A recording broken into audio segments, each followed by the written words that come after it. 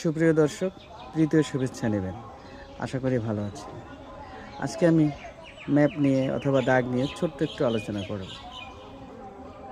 অবশ্যই মনে রাখা উচিত, প্রতিটা মৌজার দাগ নাম্বার শুরু হয় ওই মৌজার উত্তর পশ্চিম কর্নার থেকে। একটা ম্যাপে অনেকগুলো দাগ থাকতে পারে এবং সেই দাগগুলো মধ্যের জমির পরিমাণ নির্ধারিত থাকে। তবে আরেকটা বিষয়, গুরুত্বপূর্ণ বিষয় না বললেই নয়। ম্যাপের উপর অনেক সময় লেখা থাকে 16 ইঞ্চিতে 1 মাইল বা 64 ইঞ্চিতে 1 মাইল, এরকম একটা বিষয় আপনারা অবশ্যই খেয়াল করবেন।